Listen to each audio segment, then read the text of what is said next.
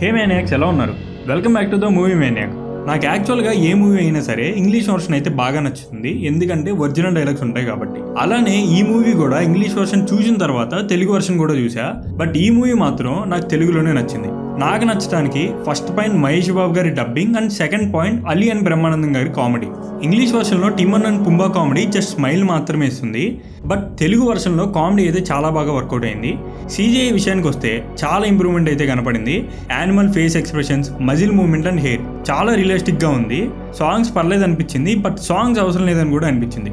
Animated story adoption చేయడం వల్ల సాంగ్స్ని కూడా యాడ్ చేస్తున్నారు, బట్ అవి స్టోరీ నుంచి డిస్ట్రాక్ట్ చేస్తున్నట్టు అనిపించింది.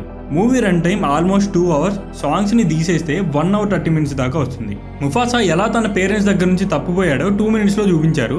నాకు అది నచ్చింది, స్ట్రైట్గా పాయింట్లోకి వెళ్తారు. బట్ ముఫాసా యంగ్గా ఉన్నప్పుడు కూడా మెయిన్ పాయింట్ని రష్ చేశారు, నాకు అది నచ్చలేదు. ముఫాసా బేబీగా ఉన్నప్పుడు ఎక్స్ప్లోర్ చేయడానికి పెద్దగా ఏం లేదు, బట్ ముఫాసా పెరిగిన తర్వాత ఎక్స్ప్లోర్ చేయడానికి స్కోప్ ఉంది. బట్ దాన్ని యూజ్ చేసుకోకుండా ముఫాసా చాలా స్ట్రాంగ్, తనే కింగ్ అని ఒక్క ఫైట్ అండ్ ఒక్క సిచ్యువేషన్తో అయితే కన్ఫర్మ్ చేసేశారు. మెయిన్ పాయింట్ ఫాస్ట్గా ఫినిష్ చేశారు. నేను ఇక్కడ బాహుబలి రిఫరెన్స్ తీసుకుంటున్నా. ముఫాసా స్టోరీ లానే బాహుబలి కూడా మెయిన్ క్యారెక్టర్ని కాదని తన బ్రదర్ని కింగ్ని చేయాలని చూస్తారు, బట్ మెయిన్ క్యారెక్టర్ తన పొటెన్షియల్ని ప్రూవ్ చేసుకుంటుంది. లైక్ వార్లో ఇద్దరు సమానమే, బట్ వార్తో పాటు పీపుల్ని కూడా సేవ్ చేస్తాడు, అంటే మల్టీ టాస్కింగ్ అనమాట. బట్ అలాంటి పొటెన్షియల్ని ముఫాసాలో చూడడం, ప్లస్ తనను తానే సేవ్ చేసుకోలేడు.